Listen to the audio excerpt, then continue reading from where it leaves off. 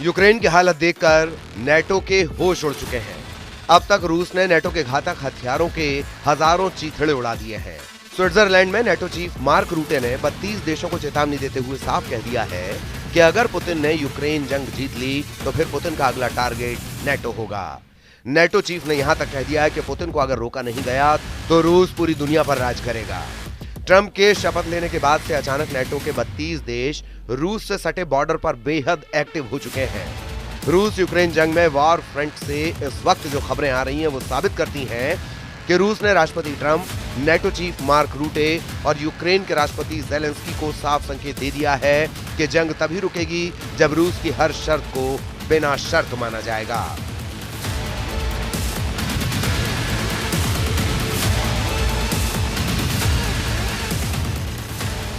यही वजह है कि नेटो चीफ मार्क रूटे ने स्विट्जरलैंड के दावोस में विश्व आर्थिक मंच पर चेतावनी देते हुए साफ कह दिया कि अगर रूस ने यूक्रेन जंग जीत ली तो फिर 32 देशों से बने नेटो संगठन का वजूद ही मिट सकता है।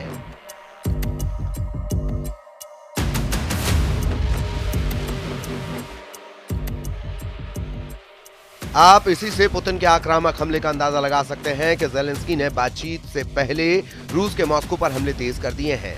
यहां तक कि इस वक्त रूस बेलारूस से सटे नेटो देशों के बॉर्डर पर लाखों की संख्या में नेटो के सैनिक, तोप, टैंक, लड़ाकू विमान, मिसाइलें, ड्रोन और जंगी युद्धपोत रूस से मुकाबले के लिए खुद को तेजी से तैयार कर रहे हैं। शायद ट्रंप ने भी इशारा कर दिया है कि पुतिन अमेरिका और नेटो की शर्त पर युद्ध विराम किसी भी कीमत पर नहीं करेंगे।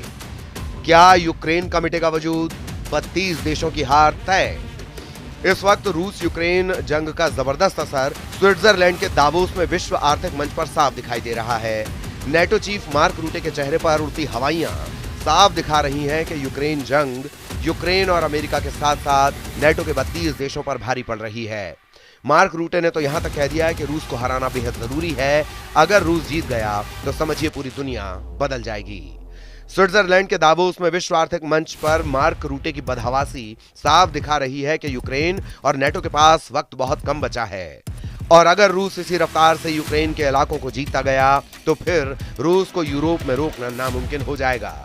नाटो महासचिव मार्क रूटे ने दो टूक कहा है कि अगर यूक्रेन में रूस की जीत होती है तो इससे दुनिया के सबसे बड़े सैन्य गठबंधन यानी नेटो की शक्ति कमजोर हो जाएगी। नेटो की विश्वसनीयता बहाल करने के लिए खरबों डॉलर की आवश्यकता हो सकती है।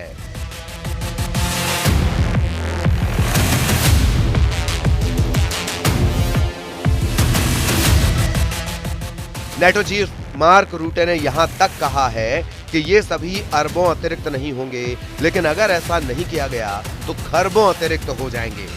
रूटे ने अपील की है कि पश्चिमी सहयोगियों को कदम बढ़ाना चाहिए और यूक्रेन का समर्थन कम नहीं करना चाहिए।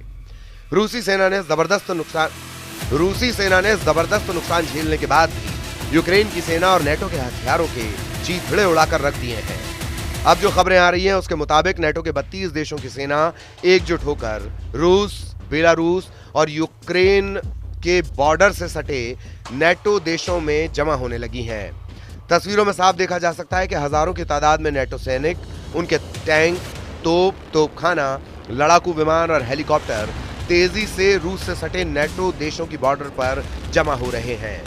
पुतिन ने पहले ही कह दिया है कि रूस युद्ध तभी रोकेगा जब उसकी शर्तें यूक्रेन, अमेरिका और नेटो मानेंगे। आप साफ देख सकते हैं कि पहली बार नेटो की सेना इतने व्यापक रूप से आक्रामक तरीके से रूसी बॉर्डर के करीब जमा हो रही है। यानी नेटो चीफ मार्क रूटे की हताशा, घबराहट का साफ असर यहां नेटो सेना के मूवमेंट में दिखाई दे रही है। नेटो की सबसे बड़ी दिक्कत नेटो देश ही बन रहे हैं। नेटो देश हंगरी और तुर्की पहले ही कह चुके हैं कि वो रूस के खिलाफ जरूरत से ज्यादा नेटो के हथियारों को बर्दाश्त नहीं करेंगे। यहां तक कि नेटो देश लिथुआनिया के रक्षा मंत्री लारिनास कासियुनैस ने साफ कर दिया है कि रूस को कमजोर समझना यूक्रेन, अमेरिका और नेटो की सबसे बड़ी भूल साबित होगी। अभी तक अमेरिका और नेटो खुद को जंगी उस्ताद समझ रहे थे। यूक्रेन के राष्ट्रपति ज़ेलेंस्की खुद को युद्ध का चाणक्य समझ रहे थे। ब्रिटेन, फ्रांस, पोलैंड और जर्मनी खुद को युद्ध का गेम चेंजर समझ रहे थे। लेकिन पुतिन ने लगभग 3 साल की जंग में ऐसी बाजी पलटी है कि यूक्रेन के कीव तक पुतिन का रूस कब्जा करने जा रहा है और वो भी नेटो देश के लड़ाकों के साथ। अब आप ये भी जान लीजिए कि नेटो देश के लड़ाके रूस की तरफ से लड़ रहे हैं। इसका दावा कौन कर रहा है और क्यों कर रहा है? वहीं दूसरी तरफ ज़ेलेंस्की का यूक्रेन आखिरी बाजी जीतने की कोशिश में जुटा हुआ है।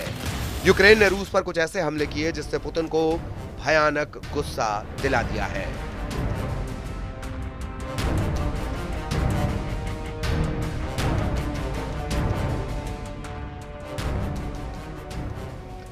यह तस्वीर रूस के रियाजान इलाके में एक तेल रिफाइनरी की है, जिस पर यूक्रेन ने दर्जन भर लंबी दूरी के ड्रोन से हमले किए। यूक्रेन के ड्रोन हमलों के बाद रूस की तेल रिफाइनरी में जोरदार धमाके हुए, जिससे पूरा इलाका आग की लपटों में घिर गया।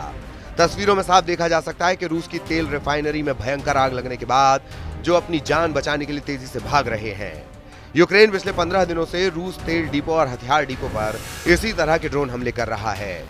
मॉस्को के दक्षिण पूर्व में रियाजान इलाके में यूक्रेन हवाई हमलों पर रूस पलटवार करने का दावा कर रहा है। रूस के रियाजान के गवर्नर पावेल मार्कोव ने कहा है कि वायु रक्षा इकाइयों ने कई यूक्रेनी ड्रोन तबाह कर दिए हैं। इसके अलावा रूसी सेना ने राजधानी मॉस्को के आसपास 4 स्थानों पर यूक्रेनी ड्रोन के हमलों को रोका है। मॉस्को के मेयर सर्गेई सोबियानिन ने यह दावा किया कि ड्रोन को राजधानी के आसपास कई स्थानों पर हमला करने से पहले ही रोक दिया गया। यूक्रेनी सेना इस वक्त रूस के कुर्स्क, ब्रांस्क, बेलगोरोड और रूस के कब्जे वाले क्रीमिया इलाके पर मिसाइल और ड्रोन से हमले करने में जुटा है, लेकिन इसके बावजूद रूसी सेना यूक्रेन के इलाकों को लगातार जीतती जा रही है। हैरानी की बात तो यह है कि लगभग 3 साल से चल रही जंग में राष्ट्रपति ज़ेलेंस्की शुरू से ही जीत के दावे कर रहे हैं, लेकिन यह बात समझ के बाहर है कि जिस यूक्रेन के 22% इलाके पर रूस कब्जा कर चुका है, वो जंग जीतने के दावे कैसे कर रहा है। जबकि वॉर जोन से आ रही रिपोर्ट्स के मुताबिक पिछले 15 दिन में यूक्रेनी सेना को भारी नुकसान उठाना पड़ा है। हम आपको रूस और यूक्रेनी टॉप कमांडरों के जरिए ये दिखाने और समझाने की कोशिश कर रहे हैं कि कैसे जीत के दावे करने वाला यूक्रेन पिछले 15 दिनों में रूस से बुरी तरह से हार रहा है। रूसी सेना का दावा है कि पिछले 15 दिनों में यूक्रेन की कम से कम 450 यूनिट तबाह की जा चुकी है, जबकि पिछले 15 दिनों में ही यूक्रेन को जमीन और आसमान में भारी नुकसान हुआ है। रूस का यह भी दावा है कि महज एक दिन में ही 800 यूक्रेनी सैनिकों को रूसी सेना ने मार दिया है, जबकि 6 अगस्त से अब तक यूक्रेन के 40,000 सैनिक और 132 से ज्यादा टैंक तबाह हो चुके हैं। यूक्रेनी राष्ट्रपति वोलोदिमीर ज़ेलेंस्की के कार्यालय ने दावा किया कि पिछले 11 दिन में रूस ने उस पर 875 से ज्यादा मिसाइल दागी हैं। कुल मिलाकर रूस ने अब जंग को उस दौर में पहुंचा दिया है जहां ज़ेलेंस्की, ट्रंप और नेटो चीफ मार्क रूटे को भी पुतिन की हर शर्त माननी पड़ेगी। अगर नहीं मानेंगे तो यूक्रेन के साथ साथ अमेरिका, नेटो के 32 देश भी रूस के साथ जंग में तबाह हो जाएंगे। आपको हमारा ये वीडियो कैसा लगा हमें कमेंट करके बताएं और देश दुनिया की तमाम खबरों को देखने के लिए न्यूज़ 18 मध्य प्रदेश छत्तीसगढ़ को लाइक और सब्सक्राइब जरूर करें।